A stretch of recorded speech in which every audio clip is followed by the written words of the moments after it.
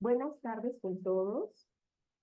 Damos la bienvenida a esta importante charla. Quien les habla es Milagros Ciesa Díaz. Soy coordinadora del área de capacitación y consultoría de la Cámara de Comercio. Y en esta oportunidad vamos a darle pase a Max Carvajal Meléndez. Él nos va a nutrir pues, con toda la información acerca de cómo ejecutar una debida gestión humana desde la contratación laboral. Permítanme, por favor, presentarlo. Max Carvajal Meléndez es abogado por la Pontificia Universidad Católica del Perú, con mención en sobresaliente. Es candidato también a la maestría en Derecho del Trabajo y de la Seguridad Social por la misma Casa de Estudios, asociado del área laboral del estudio Vargas Pareja, Abogados y Consultores, miembro de la sección peruana de jóvenes juristas, miembro extraordinario del Grupo de Estudios de la Organización Social y el Empleo (GOCE). Además, pertenece a la Comunidad de Relaciones Laborales de la Asociación Peruana de Recursos Humanos, APER. Doy pase a Max, por favor, para que puedas tú también presentarte y que todos disfruten de esta enriquecedora charla. Cuando gustes, Max. Muchas gracias, Milagros, y por intermedio tuyo saludar a todos los presentes, aunque sea de manera virtual, a esta pequeña charla que vamos a tener, no enfocada en esta interrogante que aparece como primer slide, ¿no? ¿Cómo ejecutar una debida gestión humana desde la contratación laboral? Un aspecto tan importante si nos enfocamos estrictamente a la vinculación que debemos tener con el personal.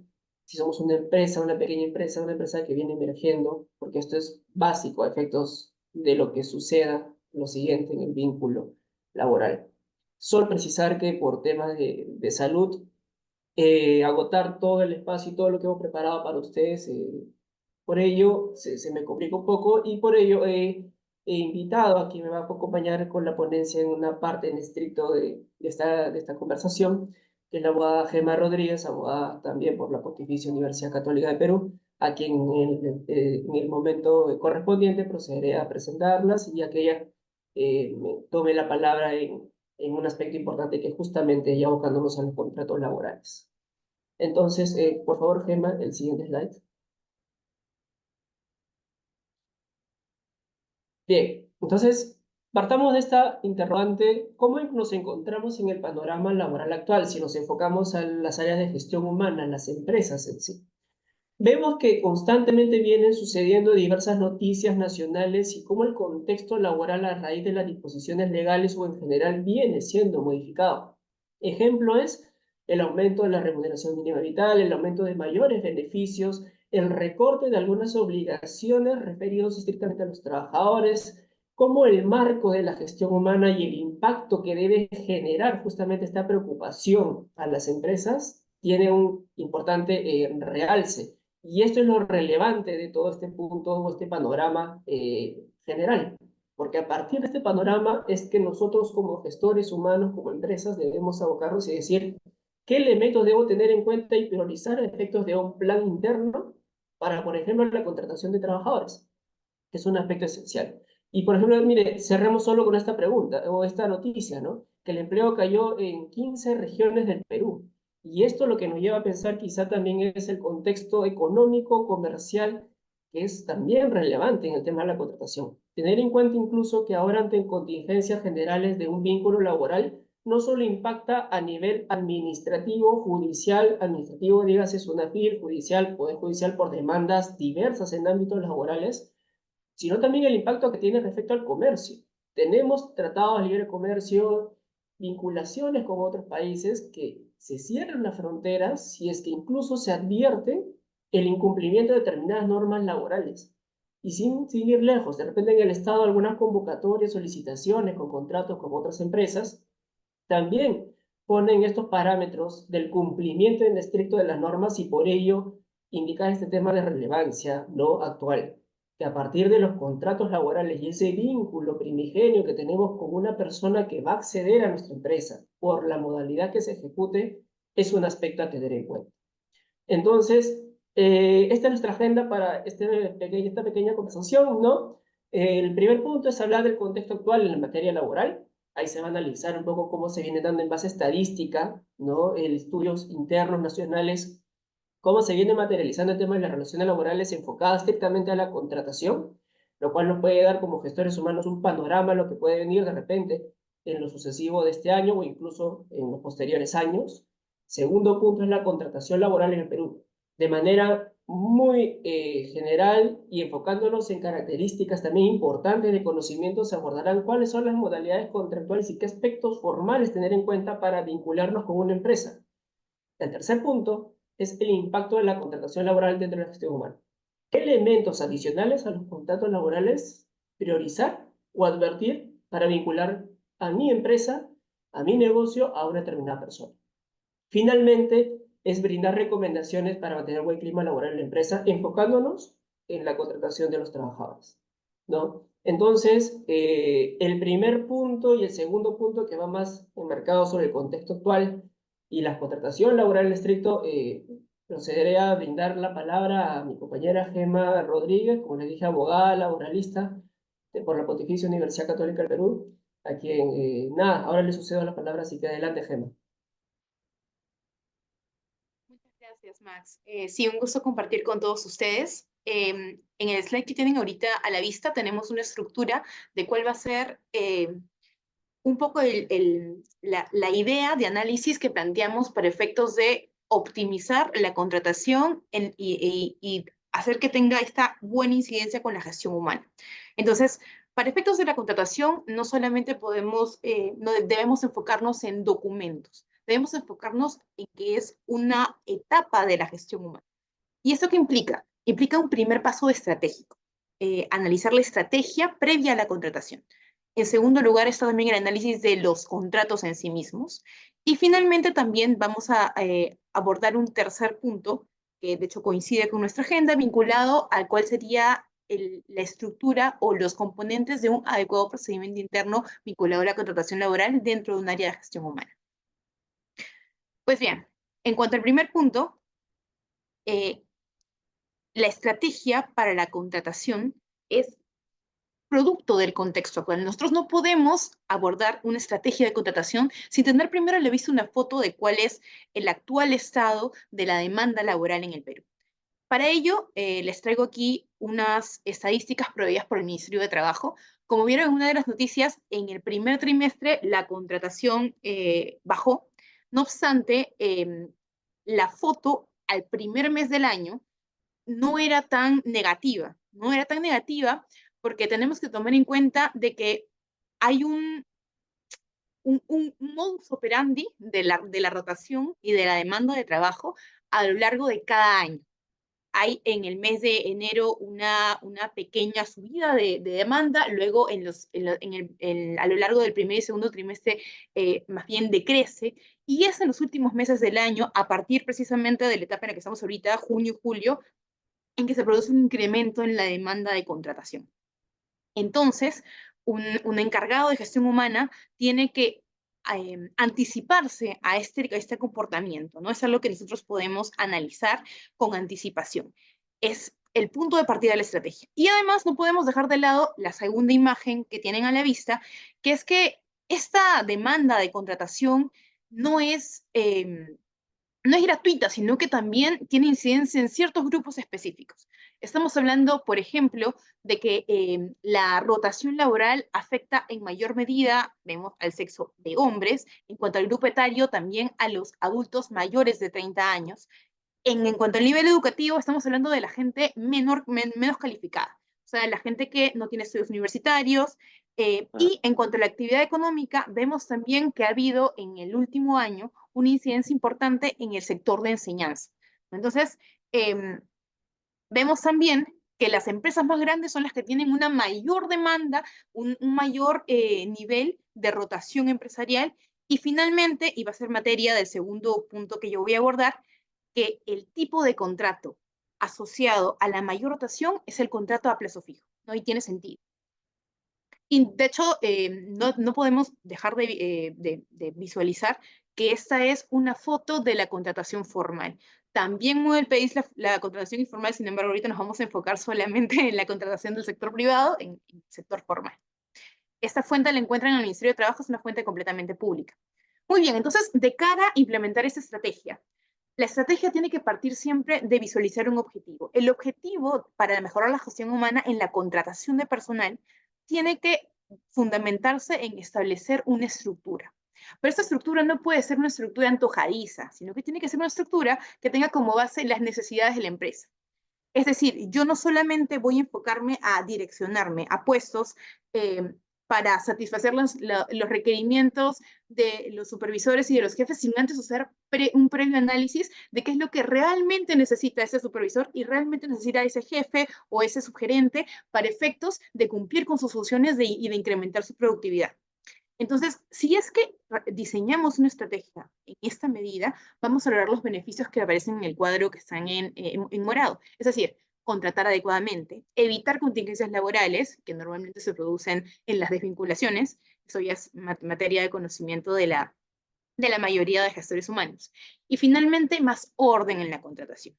Y el orden es clave, porque la palabra que ustedes tienen que llevarse en la mente, asociada a la estrategia, es el diagnóstico. Si nosotros diagnosticamos ordenadamente qué demanda de personal voy a tener en mi empresa, la implementación de la contratación, la selección de personal y posteriormente el vínculo laboral va a ser ordenado y va a ser menos contingente. Entonces, visualizando ese diagnóstico, nosotros vamos a presentarles tres puntos a analizar al momento de identificar qué puestos necesito yo en mi espacio, en mi empresa. Primero tenemos que tomar en cuenta las categorías de personal. Estas categorías deben ser producto de un sistema de implementación de cuadros de categorías y funciones y de una valorización de puestos. Estos términos a veces los vemos en el día a día, tienen origen en normativa laboral, la normativa de discriminación remunerativa. No obstante, al margen del origen, su uso y su utilidad para efectos de diagnosticar estratégicamente cuáles son los puestos que voy a necesitar en mi empresa es fundamental. Entonces, primero, categorías de personal. Necesito puestos operativos, necesito puestos que sean técnicos, necesito puestos profesionales para áreas administrativas, para áreas especializadas. Entonces, es necesario establecer cuáles son las categorías que voy a necesitar en mi espacio para alcanzar productividad. Segundo punto, la modalidad contractual que voy a requerir para esos puestos identificados. Vamos a poder analizar en la segunda parte los tipos de contrato que tenemos disponibles a partir de la normativa laboral. Y además de ello, también es necesario establecer la calificación del cargo. Y la calificación del cargo tiene dos aristas, ¿no? Primero tengo que saber si el puesto que voy a demandar va a ser un puesto de confianza, no va a ser un puesto de confianza, o tal vez va a ser un puesto de dirección. O sea, es un primer grupo de calificación. Por el otro lado, tenemos también la posibilidad de que sea un puesto fiscalizado o no fiscalizado. El origen de estas denominaciones están en la Ley de Productividad y Competitividad Laboral. Los puestos de confianza hacen referencia a aquellas personas que tienen contacto directo con jefes, que elaboran informes, que pueden tener una incidencia importante en la toma de decisiones corporativa, empresarial, administrativa, o que también, precisamente para la elaboración de estos informes, tienen acceso a documentos que suelen tener información tal vez confidencial, secretos empresariales. Entonces, tomando en cuenta el nivel de riesgo que implica la contratación de una persona que va a ocupar un puesto de confianza, la normativa laboral establece ciertos beneficios, se podría decir, para el empleador. La principal de ellas es la posibilidad del retiro de confianza como su posible causal de desvinculación en el caso de que la persona haya sido contratada originalmente como un trabajador de confianza. Y esto es lo que también permite que luego, en el ejemplo ustedes pueden visualizar, podamos tener una correcta y ordenada desvinculación de las personas cuando inicialmente han sido diagnosticadas correctamente como trabajadores de confianza o como trabajadores de dirección, que son más bien aquellos puestos que representan al empleador de cara a otros trabajadores. Entonces, si tenemos claro, primero, que mi puesto va a ser, que mi trabajador va a ocupar un puesto que ha sido inicialmente calificado correctamente, como de confianza, de dirección, o de repente ninguno de ellos, y también que ha sido determinada si es necesaria su fiscalización o no, es decir, si va a estar sujeto a un horario de trabajo, una jornada laboral o no. Entonces, la desvinculación posterior va a ser ordenada independientemente del trabajador que yo seleccione, porque este puesto ha sido correctamente calificado. Muy bien, vamos ahora a qué herramientas tenemos disponible para que esta gestión de la estrategia sea lo más asequible posible. Primero tenemos, como les mencionaba, la definición de puestos y escalas que sean necesarias. Y es importante el énfasis en el punto de necesarias porque no nos debe temblar la mano cuando tal vez identificamos que hemos elaborado una descripción de puesto, que tenemos una valorización para un puesto que finalmente no es útil, no es ocupado, tal vez ni siquiera es necesario, que no tiene un fin productivo porque tal vez sus funciones pueden ser cubiertas por otros trabajadores o que ocupan otros puestos. Entonces tenemos que ser ordenados y no tenemos que tener miedo al cambio, ¿no? Y aquí va, esto me vincula a la segunda herramienta. Tenemos siempre que medir. Diagnosticar implica partir de fuentes. Las fuentes tienen que ser indicadores que midan la productividad de nuestros trabajadores. Esta es la única forma de que la gestión humana pueda tener una perspectiva de trabajo predictivo y no correctivo. Me explico. Cuando nosotros tenemos una perspectiva, tal vez muchos de ustedes trabajan en áreas de recursos humanos, y nuestras decisiones, nuestras motivaciones, las estrategias de clima laboral, de cultura, se basan solamente en que ha surgido esta contingencia. ¿Qué hago para que los trabajadores tal vez se encuentren más tranquilos? Ok, implemento esta campaña, ¿no? Este tipo de estrategia es evidentemente una estrategia que no parte de un diagnóstico inicial, sino que simplemente busca apagar fuegos. Entonces, esto va a implicar que partimos de una contingencia. No voy a desmerecer la necesidad de efectivamente actuar frente a las contingencias, pero la mejor forma de actuar frente a las contingencias es prevenirlas, evitar que ocurran.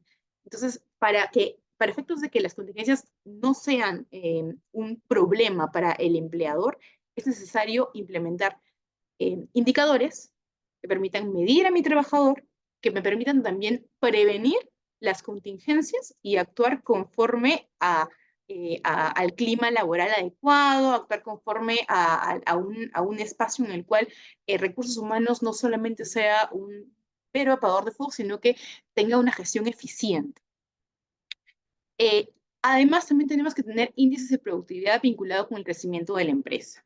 Es decir, no podemos estar alejados de la gestión de planificación o de planeamiento que tenga mi empresa como parte de una gestión estratégica, porque la estrategia de recursos humanos tiene que estar alineada a la estrategia de productividad de la empresa. ¿Cuál es el alcance, el nivel de crecimiento que esperamos lograr?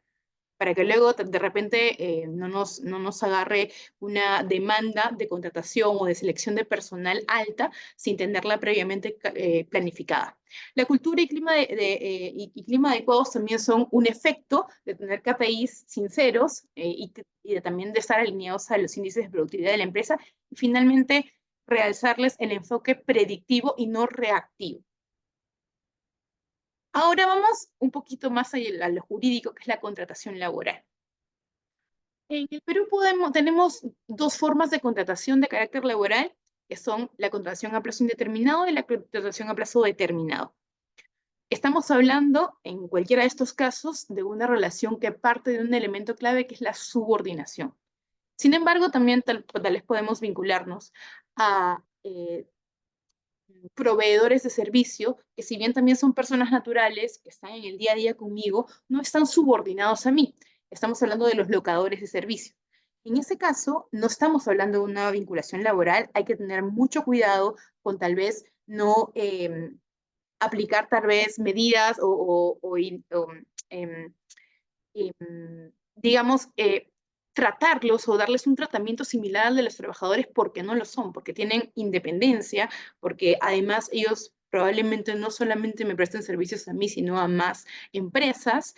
Y además de ello, tenemos que tomar en cuenta de que ellos no están subordinados a mí, no cumplen un horario, no tienen que tener un photocheck, no tienen que tener un correo corporativo, sino que más bien deben gozar de plena independencia.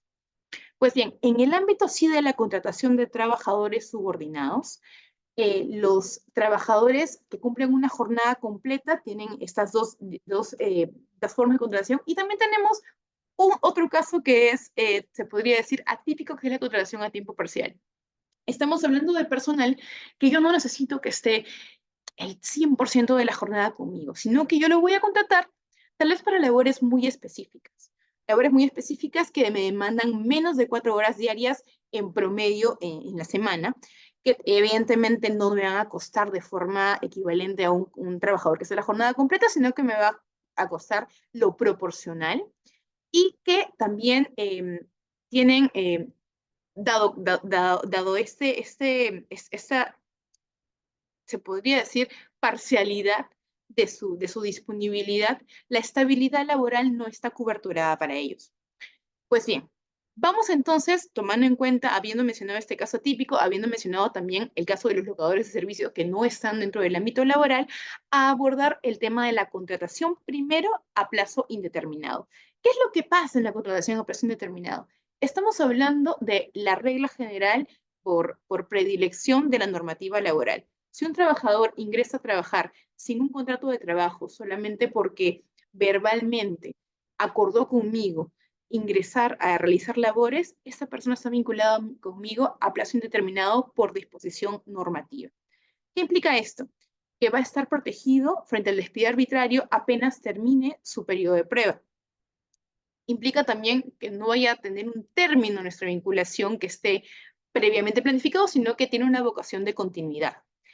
Y también, así como mencioné, puede ser que esta vinculación se plasme a partir de un trato verbal o también se puede plasmar de forma escrita para efectos de tal vez establecer algunas estipulaciones que siempre recomendamos considerar, como es el caso de acuerdos de confidencialidad de la información, tal vez tratamiento de datos personales, tal vez hay cláusulas anticorrupción que siempre es importante tomar en cuenta de cara a nuestros trabajadores, específicamente las personas a plazo indeterminado.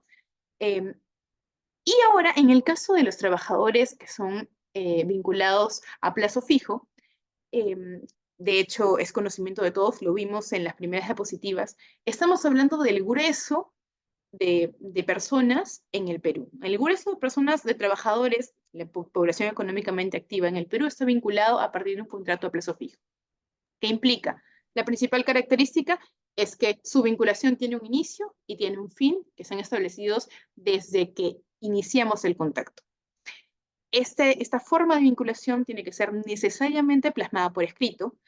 Además, de acuerdo a la normativa laboral, no debería ser la regla general, sino más bien la excepción. Lamentablemente nuestra realidad a veces nos lleva a este tipo a elegir este tipo de contratación, porque finalmente esto coincide tal vez con las necesidades de la mayoría de empresas en el Perú. Además, la forma de contratación tiene que estar vinculada a causas objetivas. Dado que es la excepción, tiene establecidas ciertas formas, ciertos contratos típicos que deben demostrarse para justificar la temporalidad de su contratación. Vamos entonces a conocer cuáles son estas causas que justifican que vincule a personal a plazo temporal. El primero de ellos, y tal vez uno de los más reconocidos, es el contrato por inicio o incremento de actividad. ¿En qué contexto? Yo he iniciado un emprendimiento y decido contratar a mis primeros 2 trabajadores o 3 trabajadores. Estoy dando un número arbitrario. El hecho de que yo recién esté introduciéndome al mercado empresarial involucra también un riesgo alto en el empleador. Para compensar ese riesgo y tal vez la incertidumbre de si mi negocio va o no va a funcionar, la normativa laboral pone a disposición del empleador la posibilidad de que mi vinculación tenga un término específico. Un poquito es el término que yo como empleador voy a prever que me va a permitir establecer si es que mi negocio, mi actividad, va a tener o no va a tener vocación de continuidad. La duración máxima de este tipo de contratos es de 3 años. Este tipo de contratación sí tiene un plazo máximo. En el caso de la necesidad de mercado, hay un punto importante porque suele confundirse bastante con el incremento de actividad. El incremento de actividad o inicio de actividad se vincula a una decisión interna de la empresa. La empresa realiza tal vez, digamos, un directorio y el directorio decide, este año vamos a tener una productividad equivalente al 200%, estoy siendo sumamente optimista, del que se llegó en el año pasado. Entonces, este incremento de la actividad que estamos planificando y que estamos predisponiendo va a demandar la contratación de cierta cantidad de personal, ¿correcto? Entonces, este incremento de actividad se origina en una decisión interna de la empresa, a diferencia de lo que ocurriría en el caso de un contrato por necesidad de mercado. En este caso, la temporalidad no parte de una decisión de la empresa de incrementar su actividad, sino más bien parte de una decisión o tal vez de una demanda externa. El ejemplo más claro que les puedo brindar para hacer este comparativo es el caso, por ejemplo, de las empresas del sector farmacéutico en el contexto COVID. En el contexto COVID, los medicamentos tuvieron una demanda altísima. Pero no es que las empresas, tal vez que fabrican medicamentos, hayan planificado, ok, en este año vamos a tener una pandemia y vamos a comenzar a contratar gente para poder producir la cantidad de medicamentos que va a demandar el COVID-19. No ocurrió de esa forma, sino que fue un acto súbito y el mercado, de un momento a otro, incrementó la demanda del producto que ellos producían. Entonces, esta es una necesidad que no se origina en la decisión de la empresa, sino en un aspecto externo, un aspecto exógeno. Y esto es el punto, ese origen es el punto que diferencia al contrato por necesidad de mercado del contrato por incremento de actividad. Seguimos ahora al contrato de suplencia. El contrato de suplencia tiene una particularidad. El contrato de suplencia tiene una duración determinada, tiene una duración determinada máxima, no superior a 5 años. No obstante, no es que el empleador pueda decidir arbitrariamente el plazo de duración de un contrato por suplencia, sino que tiene que estar supeditado al periodo en que el trabajador, porque tiene que haber un trabajador que inicialmente esté realizando una labor y que necesite ser suplido, que va a salir de la realización efectiva de labores de forma temporal, esta falta de cumplimiento de la realización efectiva de forma temporal es la que va a justificar que otra persona se introduzca en su posición y pueda suplir las labores por el tiempo, pero no por un tiempo, como les dije, arbitrario, sino por el tiempo en que esta persona que salió de la relación original demore en reintroducirse a la relación. ¿Correcto? Entonces, la duración de un contrato por suplencia tiene esta particularidad. Y el ejemplo clásico para poder ejemplificar la suplencia es el caso de tal vez las trabajadoras, las madres trabajadoras. Una mujer resulta en estado de gestación y tal vez inicia su licencia por maternidad. En la duración de la licencia por maternidad se va a contratar tal vez a una persona, un tercero, que realice sus labores de forma temporal hasta que ella pueda reocupar, volver a ocupar el puesto que tenía inicialmente al término de su licencia por maternidad, y esta persona se va a desvincular.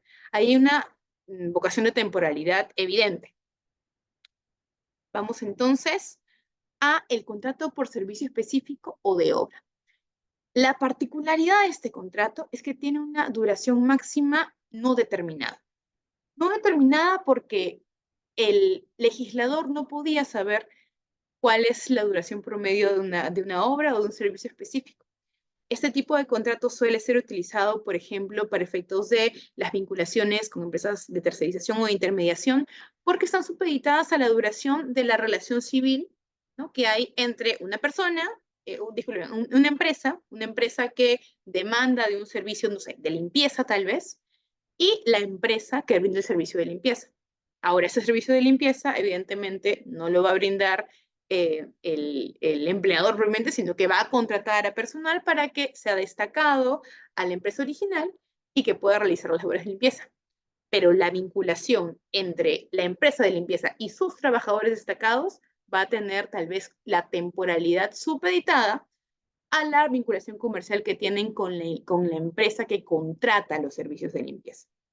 Ese es el ejemplo clásico.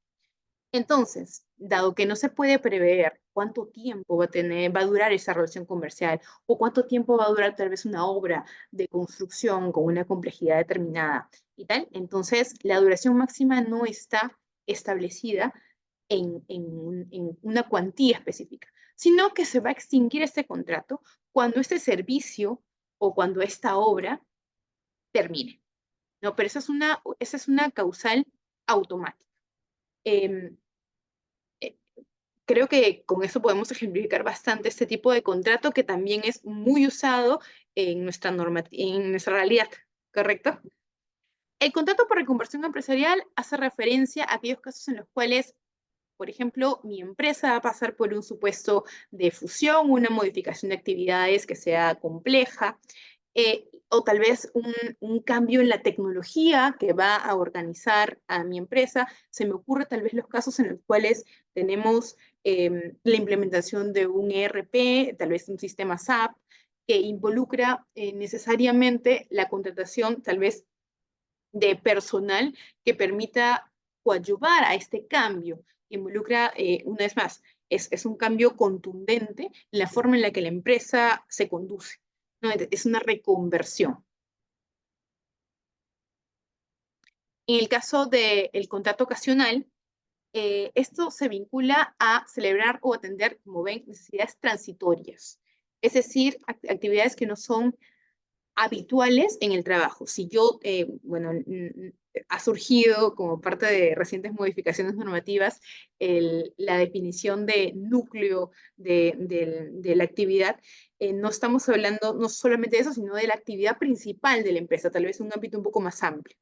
Entonces, si estamos hablando de que mi empresa en estos momentos necesita un personal tal vez para que realice actividades que son, por ejemplo, de instalaciones eléctricas, que no son parte tal vez de mi negocio, qué sé yo, bueno, como ven en el ejemplo, de almacenaje, sino que es una necesidad tal vez transitoria, pero que va a demandar un periodo de tiempo y yo voy a necesitar ejercer o voy a necesitar que sea una persona con subordinación la que realice las labores, pero en ese caso puedo usar el contrato ocasional. El contrato de emergencia es aquel que se realiza cuando se necesitan cubrir necesidades que tal vez tienen vinculadas a un caso fortuito, el término clásico de caso fortuito fuerza mayor que está definido en nuestro Código Civil, y que tiene una premura tal pero que demanda de un personal, una vez más, que estando por subordinación cubra esta necesidad que yo no pude prever, que ha sido por un caso fortuito, fuerza mayor, y que debe estar justificado una vez más en la definición del Código Civil, para que de forma subordinada me realice una labor. El ejemplo clásico es, mi empresa se ha incendiado. ¿Ok? Entonces, los documentos importantes que yo almacenaba necesitan tener un proceso de reconstrucción, tal vez de recopilación, de digitalización, y para esto, que es un evento que yo no pude prevenir, necesito personal que se dedique específicamente a esta labor, que es muy importante para la conducción de mi empresa. El contrato intermitente es de hecho usado solamente para ciertos sectores, se vincula específicamente a la calidad de las actividades que mi sector empresarial requiere. Por ejemplo, el caso de los trabajadores del sector pesquero. Las demandas de la actividad de pesca no se produce durante todo el año, sino en aquellas épocas en las cuales está permitido realizar la pesca en cada sector, ¿no? También de acuerdo a cada, qué sé yo, tipo de peso. Entonces, la contratación que yo realice para efectos de aquellos pescadores no va a ser por un periodo continuado, sino solamente por aquellos periodos de forma intermitente en los cuales pueden aceptar que realice actividades de pesca. Y finalmente el contrato de temporada, que tal vez el ejemplo clásico es, ok, tengo una empresa que se encarga de vender elementos de oficina. Viene la temporada escolar, de inicio del año escolar, y necesito mayor personal para que pueda atender una demanda, pero no cualquier demanda, sino una demanda que sí está planificada, es una demanda por temporada, ¿no? Esta duración tiene, este contrato no tiene una duración máxima, una vez más, porque es por cada temporada. Y bueno, finalmente los trabajadores extranjeros que involucran un tipo de contrato particular, por el hecho de que requieren su registro ante el Ministerio de Trabajo. Hay un sistema que se llama CIVICE. Los trabajadores extranjeros tienen que tener una calidad migratoria vigente, regular, tienen que además tener contratos de trabajo escritos necesariamente con un plazo determinado. Además de ello, como les dije, no podemos estos trabajadores contratarlos a diestra y siniestra, sino que hay un límite. Hay un límite establecido, un porcentaje del 20% del total de trabajadores, y las remuneraciones que les asignemos a estos trabajadores no pueden superar el 30% de toda mi planilla.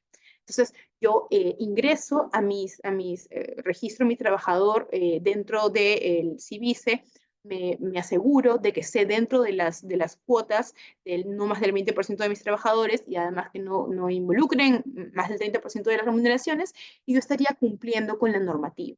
¿Correcto? Tenemos que estar muy atentos a la vigencia de la calidad migratoria de nuestros trabajadores extranjeros. Con ello, voy a darle el pase a Max para que pueda abordar el tercer punto de la charla. Bien, gracias, Gemma. Creo que ha quedado bastante detallado, ¿no? El tema de cómo se debe implementar los contratos laborales y las diversas modalidades. Solo para resumir a grosso modo, claramente tenemos que diferenciar un trabajador y un locador, que es esencial justamente para evitar problemas o contingencias a futuro, incluso precisar, y este es un punto importante de detallar, que hay cartas emitidas por SUNAT que requieren información a las empresas justamente para advertir si es que se ha desnaturalizado ese contrato de locación.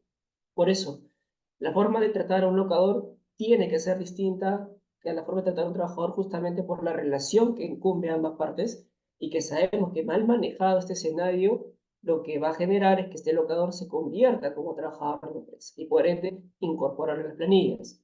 Ahora bien, sobre los contratos laborales a plazo indeterminado y a plazo determinado, como bien señaló Gema, tienen causales, tienen temporalidades que deben cumplirse específicamente en los contratos. La causa objetiva a plantearse en los contratos como gestores humanos es elemental. Si es que no se tiene la evidencia de la causa objetiva, los documentales que apoyen a la causa objetiva, claramente partimos ya de un aspecto muy contingente justamente a la contratación de los trabajadores. Entonces, sobre todo, o principalmente, perdón, en los contratos sujetos a modalidad temporal, la causa objetiva es elemental. Sobre los contratos como documentos internos básicos para detallar las obligaciones, responsabilidades, tanto de la empresa como del trabajador, también es necesario tomar en cuenta cuáles son las cláusulas a detallarse en estos contratos, o cuáles son las cláusulas que yo como encargado de la gestión humana por lo menos tengo que advertir para que mi área o a mis asesores legales lo establezcan debidamente. Incluso se puede hacer énfasis en las modalidades, en las novedades normativas que se han venido implementando incluso hasta la fecha. Por ejemplo, las licencias por fallecimiento de familiares, por ejemplo, aquellas licencias otorgadas para las personas que padecen de cáncer, sobre todo en las mujeres.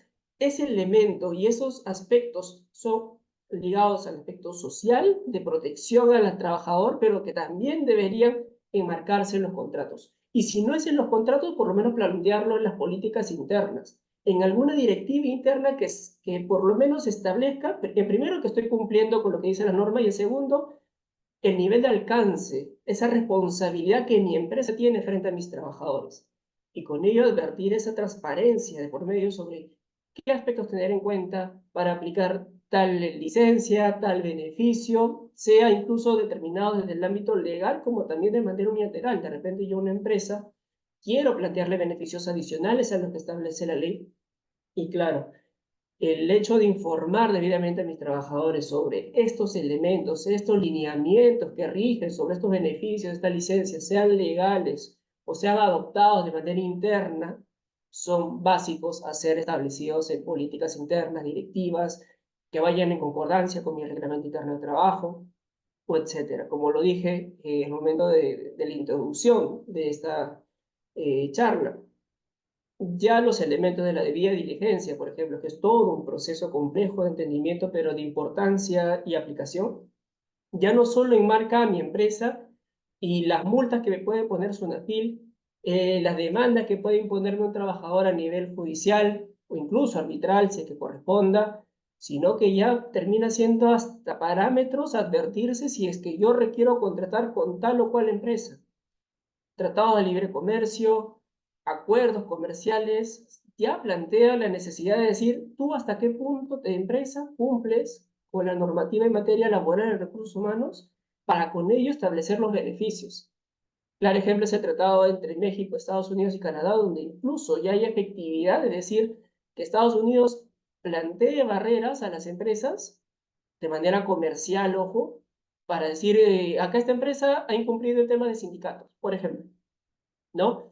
Y ese aspecto, como les digo, ya termina transgrediendo lo que uno puede señalar o decir, bueno, ya vendrá una fila y me inspeccionará, vendrá un poder judicial, bueno, la etapa que dura el proceso laboral que sabemos que es bastante largo y tedioso, pero aquí ya hay elementos adicionales que ya afectan incluso a la productividad de las empresas desde un lado estrictamente comercial y económico.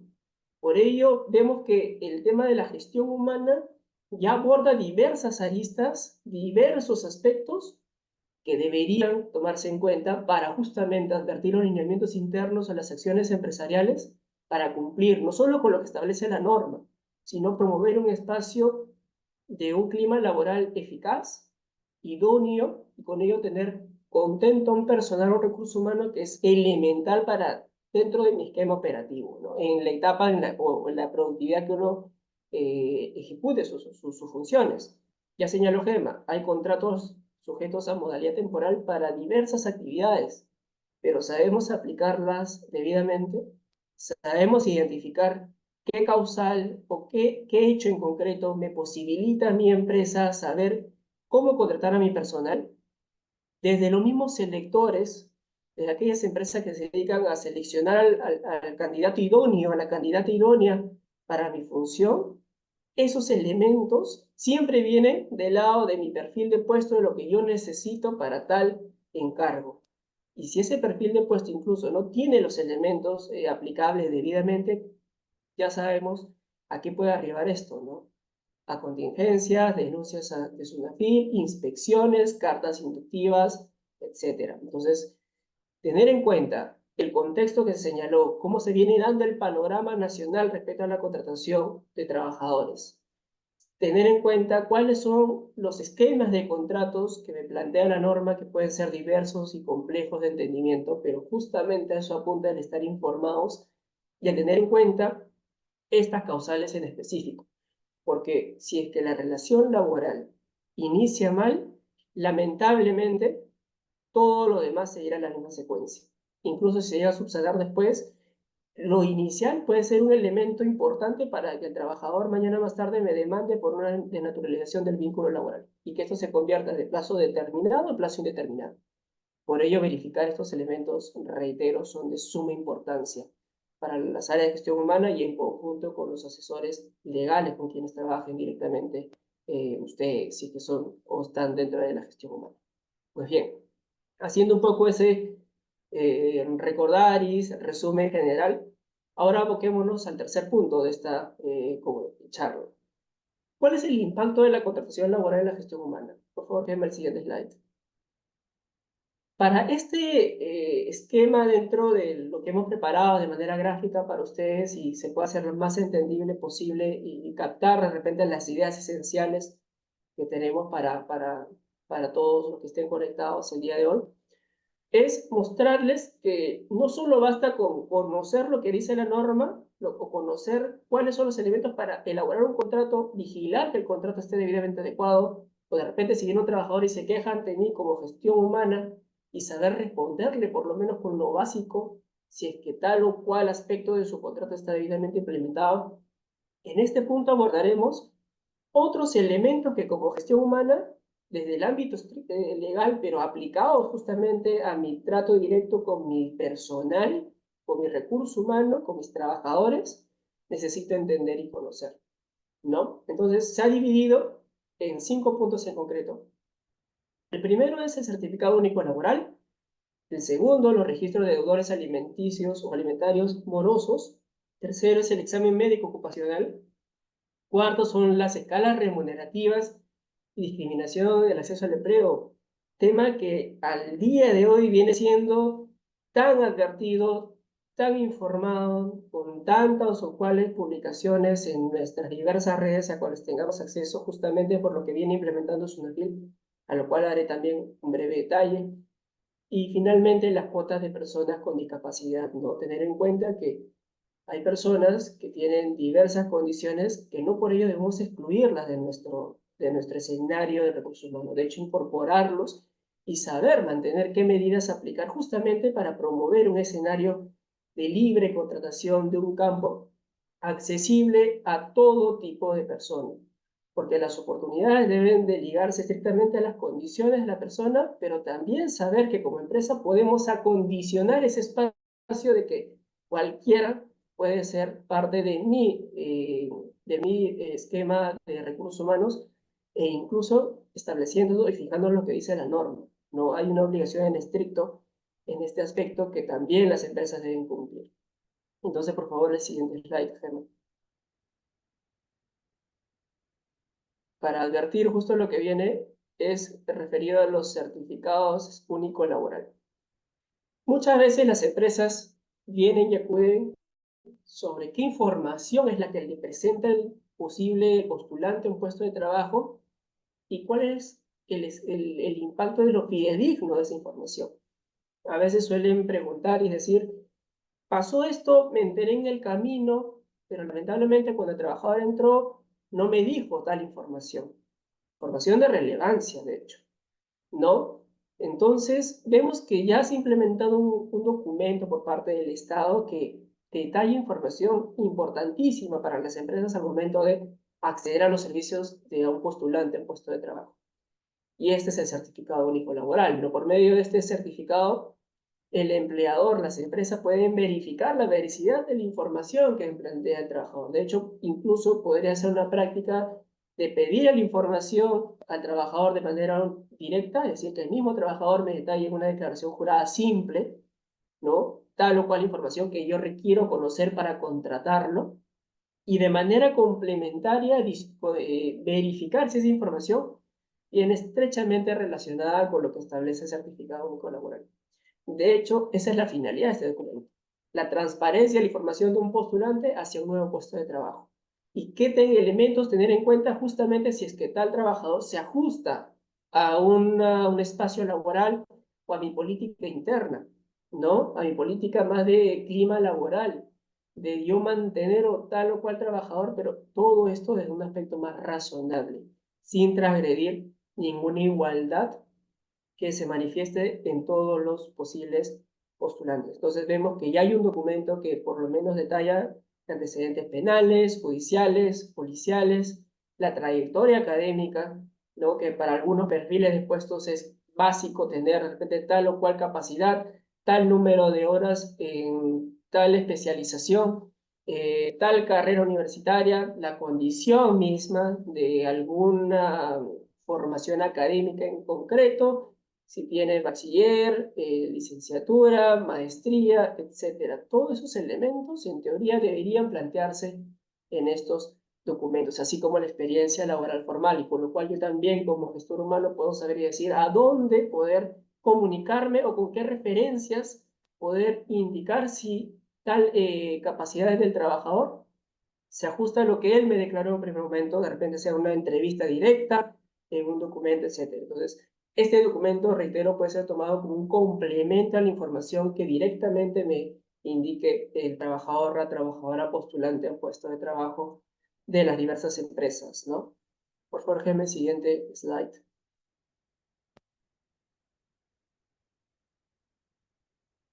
El registro de deudores alimentarios morosos enredados. ¿Qué suele pasar? Muchas veces hay procesos de alimentos que las empresas desconocen porque no han sido debidamente informados por los trabajadores, ¿no?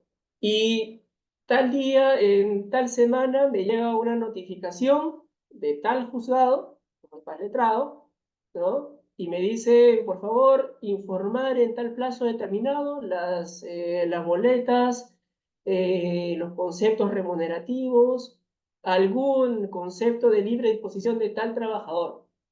¿A razón de qué? De un proceso de alimentos.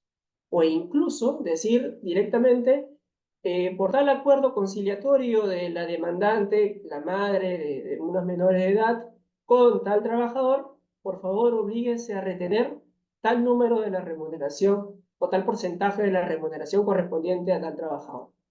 Por ello es importante conocer este tipo de información, porque yo como empresa voy a inmiscuirme en estos procesos. Tengo que hacer un mapeo de qué conceptos se consideran como remunerativos y no remunerativos para efectos de determinar cuánto de la retención que me establece tal juzgado debo ejecutar directamente sobre lo que yo pago como abono al trabajador de manera mensual. Informar si ha habido alguna modificación. De repente tal mes le pagué 2.000 soles como una remuneración, un sueldo básico.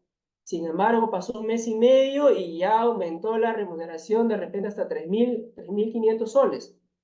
Eso tiene que informarse a los juzgados para tener la claridad respecto al monto de las retenciones, incluso a veces como una medida previa a una sentencia dentro de estos procesos.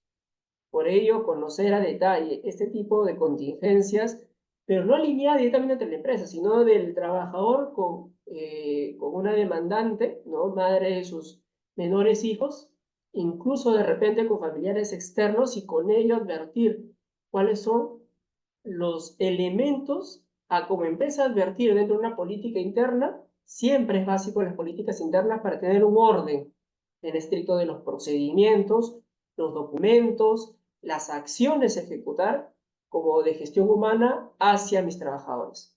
Si yo tengo un procedimiento interno que incluso puedo estar asesorada por un área legal, con ese procedimiento interno yo tengo todos los aspectos claros para saber actuar debidamente en determinadas situaciones. Ejemplo, cuando hay estos casos, ¿no? Tener en cuenta que son los plazos que tienen que cumplirse incluso cayendo en responsabilidades judiciales y hasta penales en el tema de no acceder debidamente con la información correspondiente. Y aquí ya el conflicto ya no viene a ser entre el trabajador demandante, sino si es que se llega a incumplir con estos elementos, ya llega a perjudicar a las empresas. Por ello, la atención inmediata, verificación de las casillas, si es que esto se emite por casillas, o incluso si es que llega alguna resolución a domicilio, que es otro problema aparte. Como gestores humanos debemos saber que a veces suele pasar que tal notificación o no llegó o no me informaron y tiene tal relevancia que si no se cumple, claramente puede ejecutarse todo un proceso y las etapas que correspondan sin tener conocimiento de tal aspecto, ¿no? Entonces, siempre es importante conocer qué elementos tener como empresa o qué elementos saber a detalle para poder accionar contra esto que se puede hacer.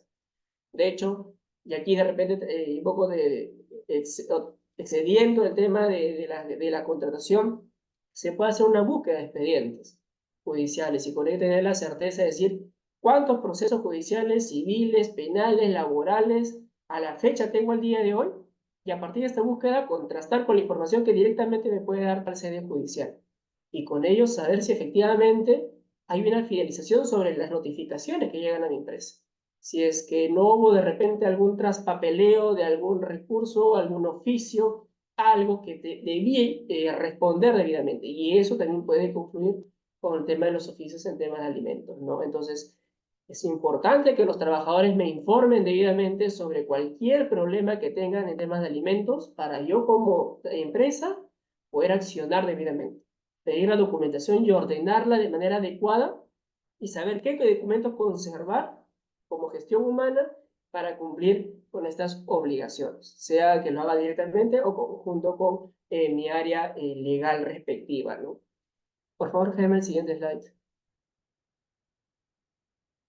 Aquí ya abordamos un aspecto que, si bien es cierto, engloba el tema de las relaciones laborales, pero que también trasciende a esto, ¿no? Por la importancia que denota justamente, porque hay que tener en cuenta, punto aparte, que el sistema o la vigilancia en seguridad y salud en el trabajo no solo se aboca a mis trabajadores, sino si yo tengo un número determinado de contratistas que están en mi empresa, locadores que están en mi instalación, ese deber de prevención respecto a las labores que realizan, no de fiscalización, no de subordinación, que son los que relacionan un trabajo, sino directamente sobre el espacio seguro, y hasta qué punto mis factores de riesgo, aquellos aspectos en general que pueden generar algún perjuicio, algún daño, alguna lesión corporal, están debidamente implementados, ¿no?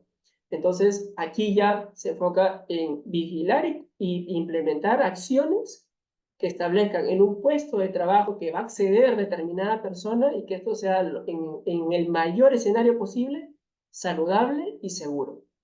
No un agente biológico, por ejemplo, en términos técnicos, pero para ponerlo en el día a día o en lo gráfico, puede ser el virus generador del COVID-19. Ese es un agente biológico y saber qué medidas como empresa tengo que accionar, tengo que ejecutar para prevenir en mayor medida este contagio.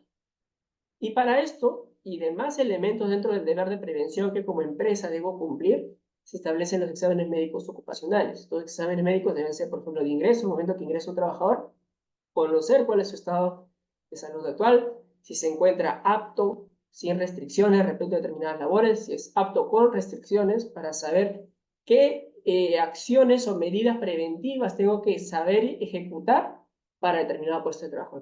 Debe estar alineado con el IPER y otros documentos estrictamente relacionados con el sistema de gestión de la seguridad y salud del trabajo. Determinar el estado de salud, y aquí no solo es verificar el estado físico, sino también mental, psicológico. Tener en cuenta que como área de gestión humana, y muchos psicólogos forman parte también de estas áreas, reconocer la necesidad de que mis trabajadores se encuentren aptos también desde el ámbito psicológico y darles el escenario, darles ese contexto de ejecución de labores o de servicios en un espacio que tampoco les afecte de manera o impacte negativamente en la salud mental. Es un aspecto importantísimo que las empresas deben tener mucho cuidado al momento de implementar. A veces se suele solamente enfocar en los riesgos directamente relacionados con accidentes laborales, físicos, fisiológicos, ¿no? Pero no vemos el lado de la gestión relacionada a la salud mental, por jornadas extenuantes, por de repente yo aplico en mi empresa turnos rotativos de una semana de cambio de turno diurno a turno nocturno, de turno de día a turno noche. Saber conocer que si es que no implemento medidas adecuadas de descanso entre un cambio de un turno a otro, claramente puede afectar a la salud mental. Incluso hay estudios de la Organización Internacional de Trabajo que lo mencionan en alguno que otro informe de la Organización Mundial de Salud que indican que se afecta a tanto el aspecto psicológico como también al aspecto fisiológico de la salud física, ¿no? Aspectos cardiovasculares, temas con el corazón. Y hay elementos también que advierten que incluso si es que no se aplica una debida gestión respecto a jornadas extenuantes de labores que bien también pueden prevenirse a partir de los contratos laborales, establecer qué elementos o cuidados de tema de seguridad del trabajo se van a implementar, nos llevan a advertir problemas como de cáncer, cáncer de próstata, cáncer de mama. Claro, son estudios que se vienen dando, pero que ya hay elementos que por lo menos nos deben poner en alerta, ¿no? Para saber implementar debidamente el tema de gestión en seguridad y salud del trabajo. Por favor, el siguiente slide, Gemma.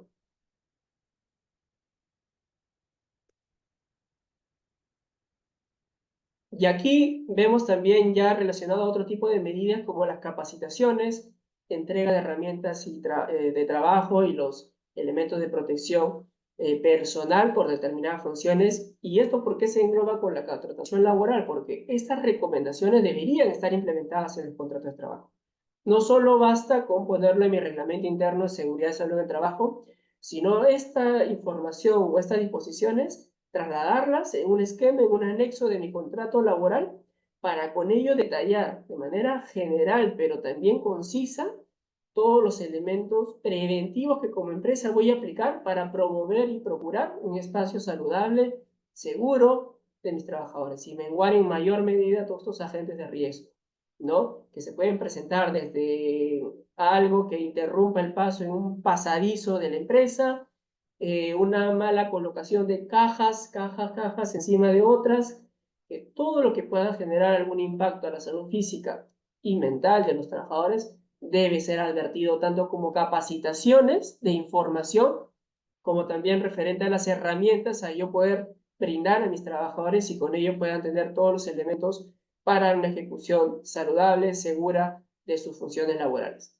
La entrega del Reglamento Interno de Seguridad en el Trabajo también es un aspecto que debe confluir directamente con la contratación laboral. No esperar tanto tiempo para entregar este reglamento a mis trabajadores contratados, sino apenas ingresan a la empresa, ya yo como empleador debo conocer qué documentos tengo que entregarles desde un primer momento.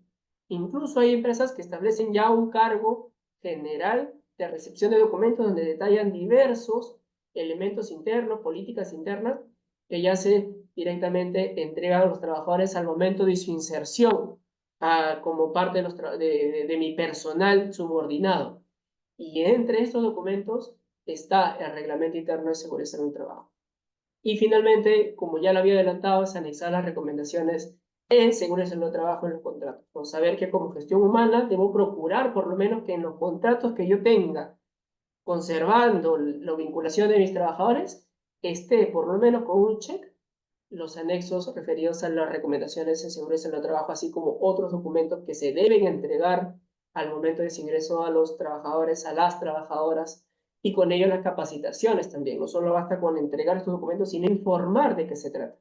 Porque si yo informo de qué se trata, si yo entrego estos documentos, mañana más tarde sucede algún incumplimiento del trabajador, tengo el sustento documentario suficiente para iniciar un procedimiento disciplinario, ¿no? Conociendo claramente la defensa de mi trabajador, pero con ello, si es que están los elementos suficientes, poder plantear las sanciones correspondientes si es que no se ha cumplido debidamente a alguna disposición, alguna conducta, alguna medida o alguna obligación que no solo estaba en el documento, sino también que me preocupé por informarle debidamente.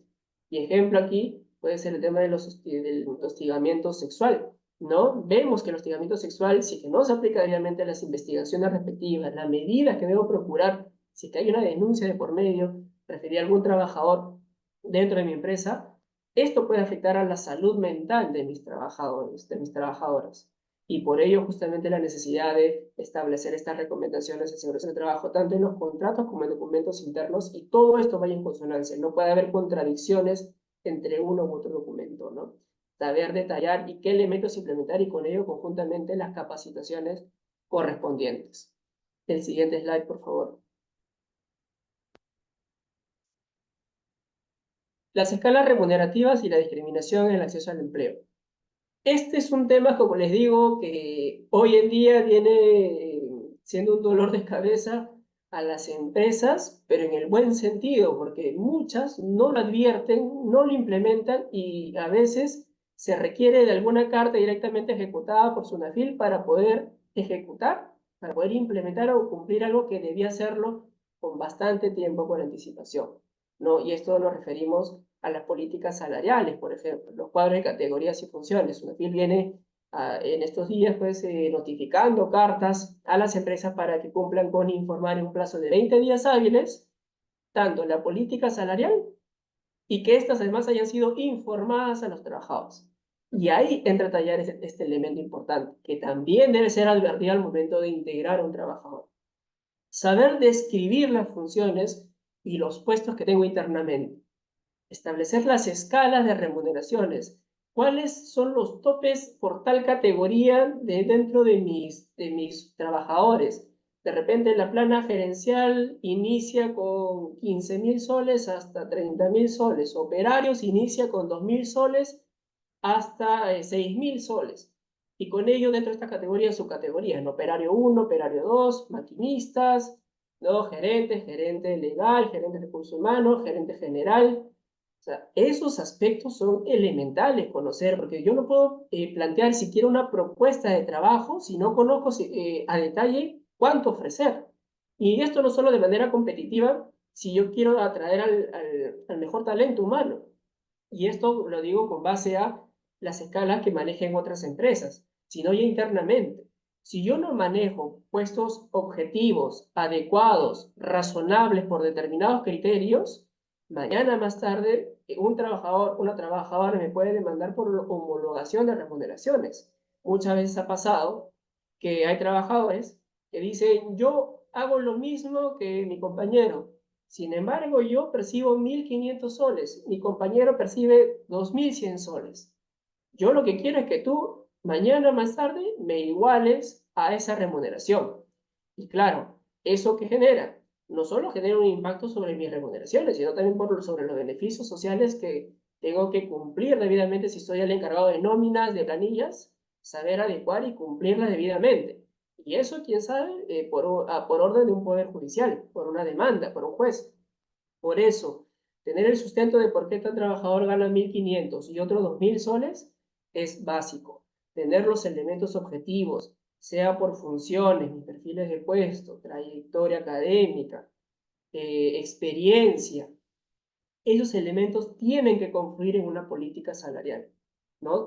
Tener el elemento mínimo, incluso si nos basamos en pronunciamientos de SUNAFIL, saber que una política salarial por lo menos debe tener descriptivo de puestos, jerarquización de mi puesto, escalas de mis remuneraciones y el sustento que establece estas escalas de las remuneraciones, para con ello tener un documento por lo menos esencial y no solo cumplir ante SUNAFIL, sino tener un documento de gestión humana que me ordene la empresa, que me diga, acá tal trabajador va a percibir tanto, tal trabajador va a percibir tanto, y si hay un aumento es por tal motivo.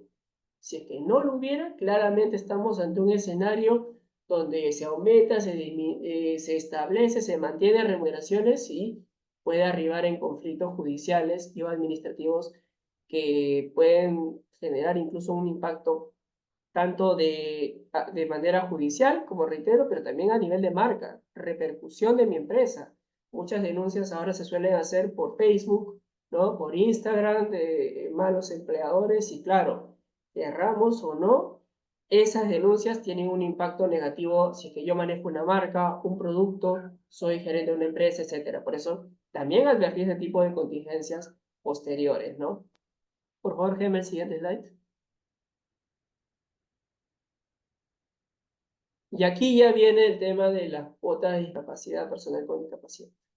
En estricto, si nos abocamos a la ley, ¿qué establece la ley? Que es aplicable a empleadores privados con más de 50 trabajadores, que el esquema de las cuotas debe ser de un 3% o no menor al 3% del total de sus trabajadores, y que claro, si bien es cierto, tiene que cumplirse con esta cuota, pero también el reglamento de la ley que establece justamente esta obligación plantea excepciones, ¿no? Que van acordes a, de repente, si es que no se han aperturado vacantes, no tengo puestos vigentes para requerir nuevo personal, pero para esto también debería implementarse una política, una directiva de contratación, para saber en qué momento necesito a un trabajador con discapacidad y qué aspectos tener en cuenta para poder, mañana más tarde, SUNAFIL me requiere una información inspectiva, tener los documentos idóneos para cumplir con esto, ¿no?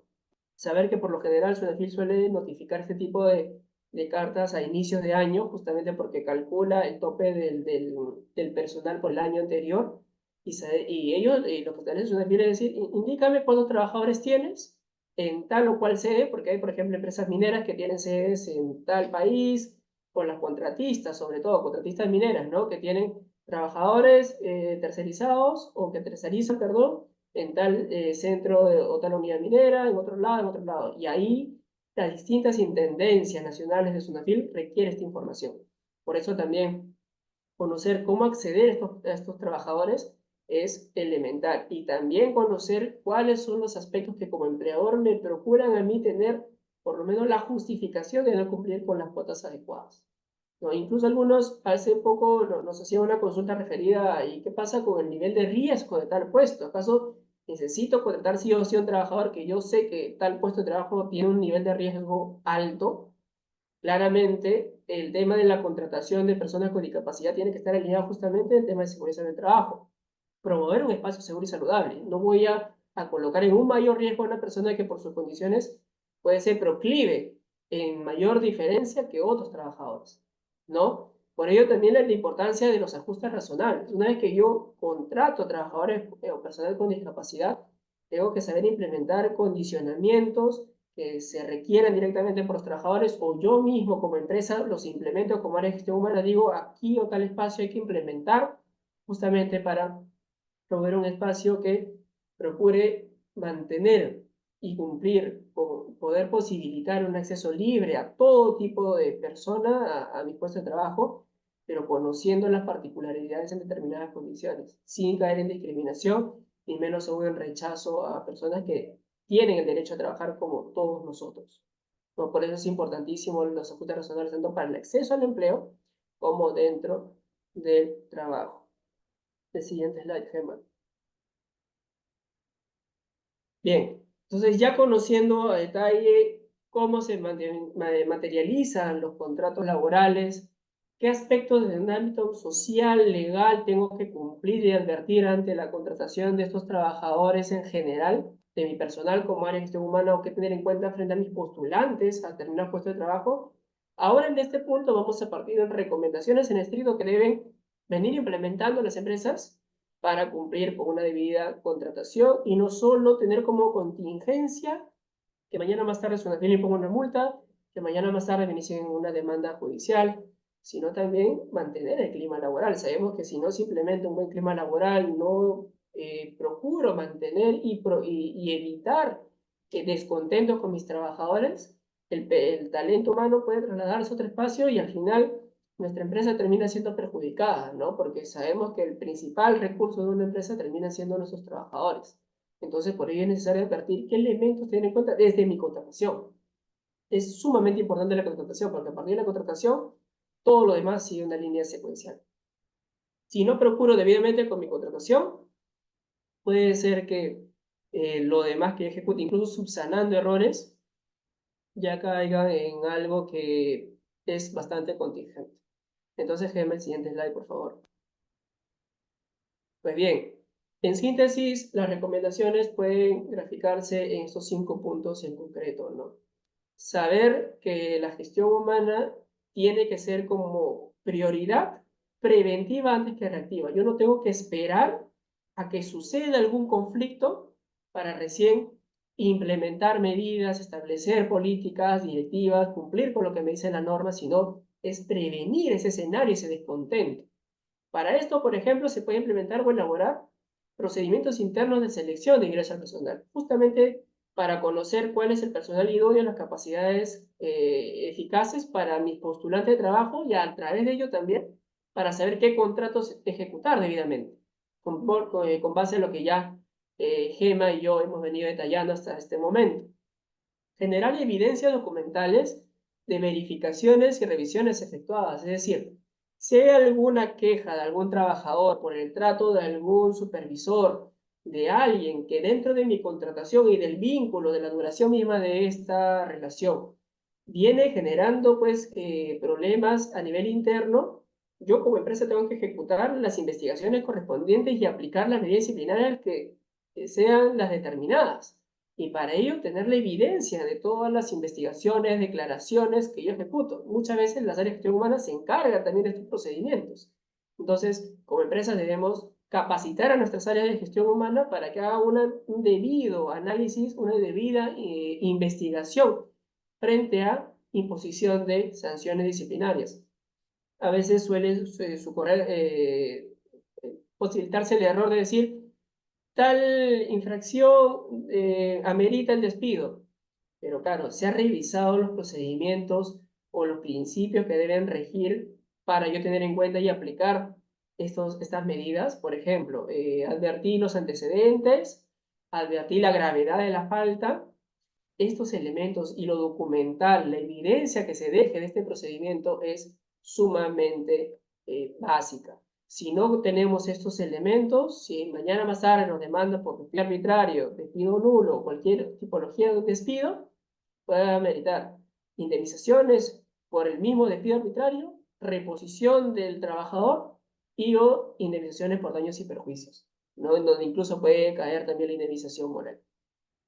Una tercera recomendación es capacitar adecuadamente al personal encargado de la gestión humana, brindarle los elementos importantes, necesarios, adecuados a los encargados de la gestión humana, encargados de la contratación, encargados de visibilizar o ser el canal entre las quejas, sugerencias de mi personal con el área encargada y directiva de aplicar estas medidas, porque claro, si es que no capacitamos debidamente a nuestra área de gestión humana, claramente que son los que deben informarme y a veces aplicar las medidas respectivas, esto puede ser incumplimientos que incluso por desconocimiento y sin mayor intención de afectar a un trabajador, puede ameritar las denuncias o las demandas judiciales respectivas.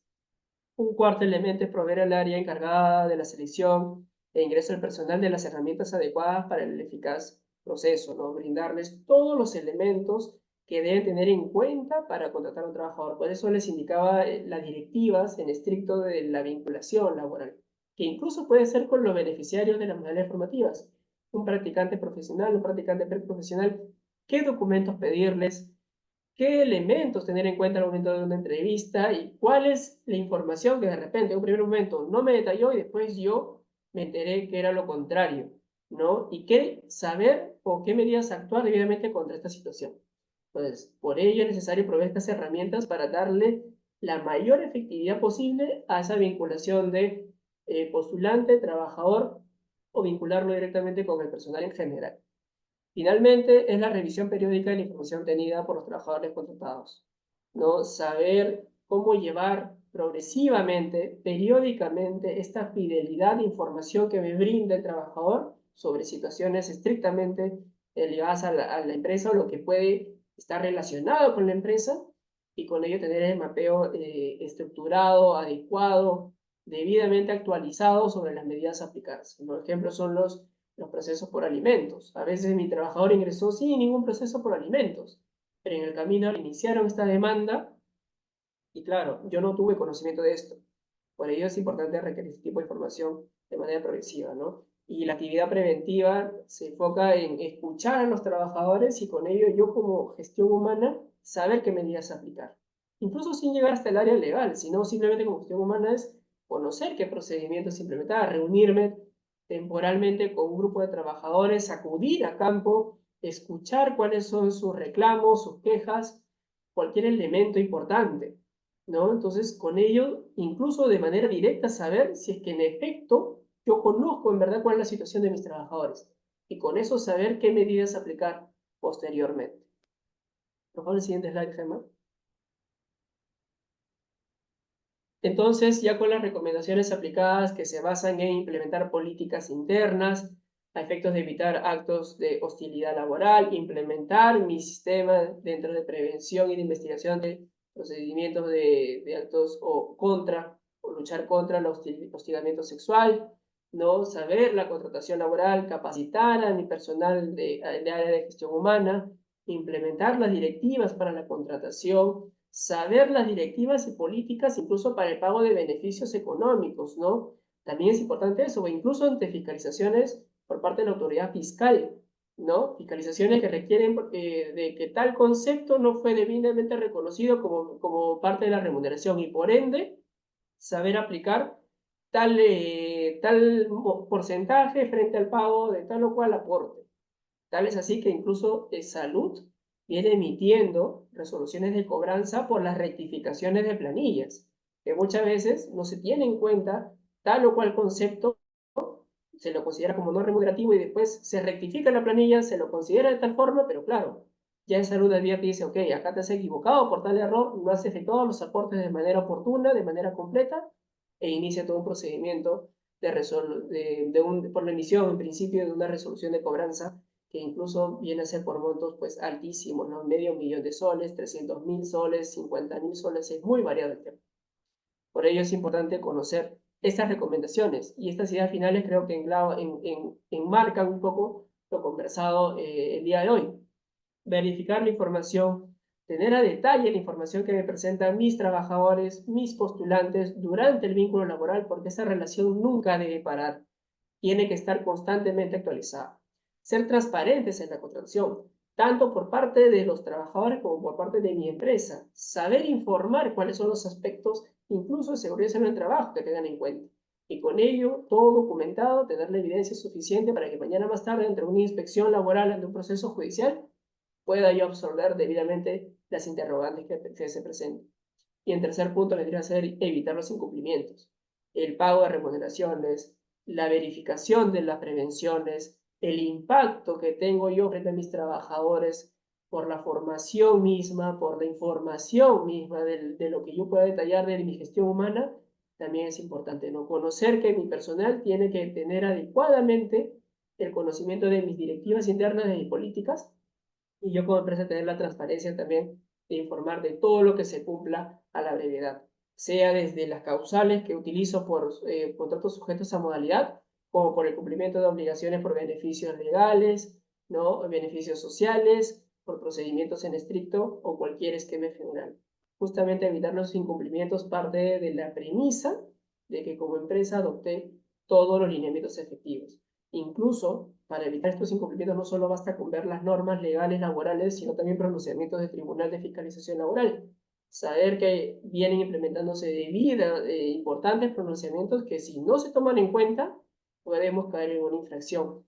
Tal es así los procedimientos disciplinarios, sea por el despido o cualquier otra medida. Tengo que dar la oportunidad a mi trabajador de defenderse, ese plazo es importante, si no, la sanción que se le impute puede caer en nula, ¿no? O saber que, por ejemplo, si es que yo a un trabajador por un periodo determinado no le otorgo no le delego ninguna obligación, puede ser considerado como un acto de hostilidad y a partir de ello puede iniciar un procedimiento de este trabajador y pedir tanto su cese y por ende una indemnización por despido arbitrario, como también que se paralice todo tipo de acción perjuiciosa contra el trabajador desde mi empresa, incluso de manera inconsciente, y claro, y esto intermediando un poder judicial. Por eso, conocer a detalle la normativa, tener unos matrices de obligaciones laborales es importante. Estos cuadros que me ayuden a dimensionar qué acciones tener en cuenta, qué me dice la norma, cómo prevenirlas, cómo actuar debidamente, es básico en las empresas y de conocimiento por las áreas de gestión humana. Por favor, Gemma, siguiente slide.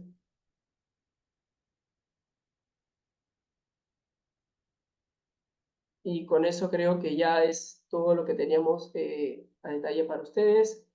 Nuevamente agradecer a la Cámara de Comercio y Producción de Cajamarca por la oportunidad, a Milagros también por la oportunidad, y bueno, a Gema que me ha apoyado justamente con parte de esta exposición, que lo que quería trasladar justamente esa información legal, pero muy enfocada a la gestión humana para que sea muy entendible en la medida de lo posible y tengan a bien conocer todo detalle o todo esquema importante a aplicar en las empresas, porque con eso mantenemos un buen clima laboral y evitamos contingencias administrativas y o judiciales.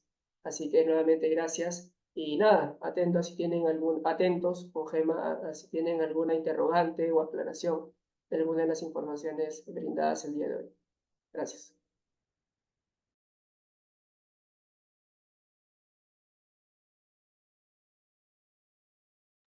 Excelente más, Gemma. Muchísimas gracias por su ponencia, por su brillante ponencia, ¿no? Damos paso, como tú dices, a los participantes, por si tienen alguna duda, es el momento de hacerlo.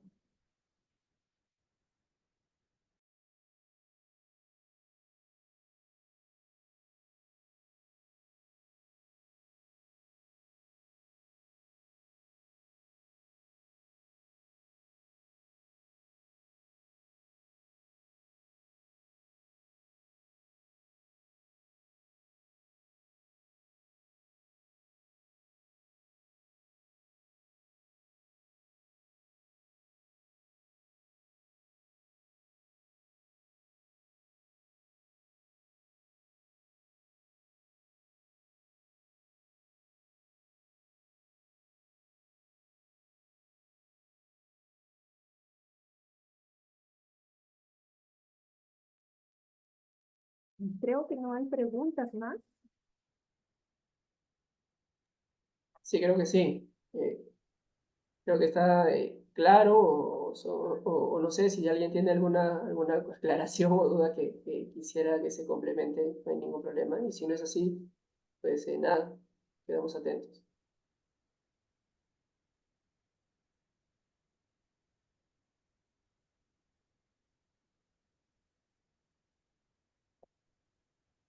Excelente, Max, por mi parte. ¿Así? Sí, hay una pregunta, creo. Sí, no sé, sí, ¿No? ¿No? no creo que no. Ah, ya, perfecto. Entonces, Max, de mi parte, agradecerte. Perdón, Sí, Mili, soy Sari Terán. Sari, ¿cómo estás? Buenas noches.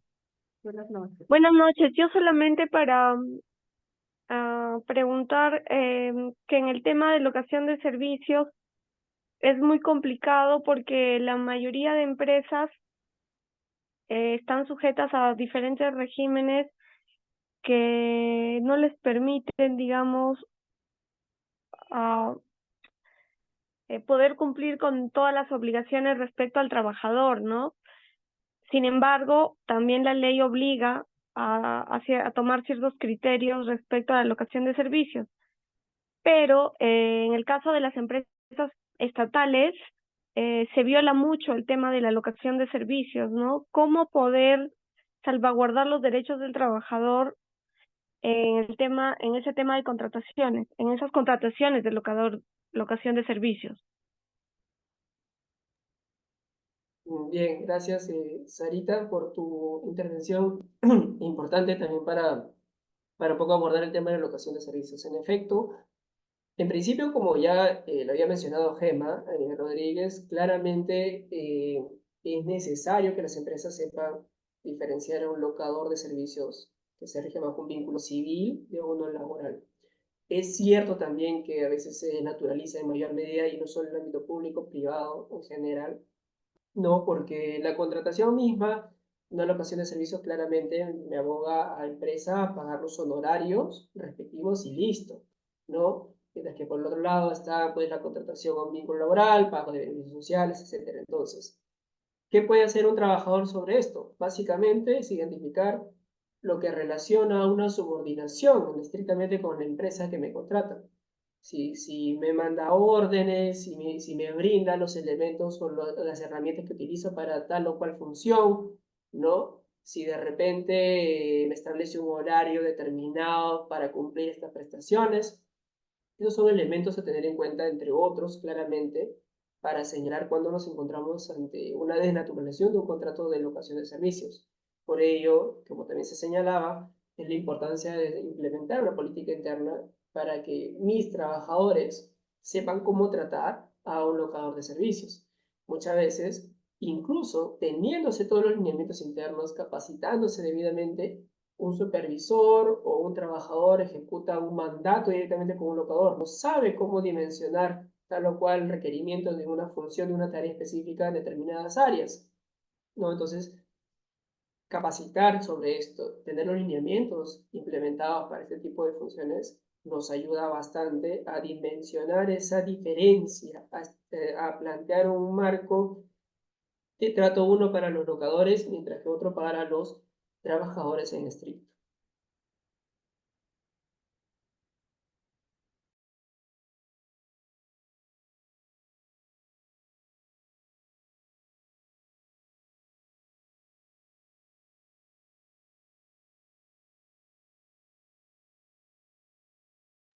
Gracias. Gracias a ti, Sarita. Creo que Milagros ya no hay más interrogantes.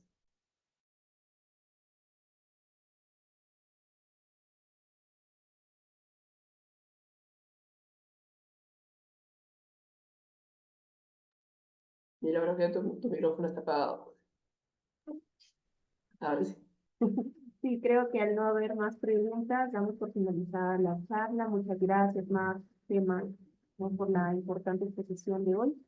Y bueno, pues estamos en contacto, ¿no? A todas las personas que han participado, tenemos una lista donde puedan registrarse y de pronto el material que ustedes nos han brindado poder compartirles, ¿no? Asimismo también brindarles la lista, ¿no? Y bueno, estamos en contacto para cualquier otro curso que se pueda dar, otra capacitación. Muchas gracias. Listo, muchas gracias a todos. También gracias a Gemma por el apoyo. Todos, gracias. Hasta luego, que estén bien. Gracias.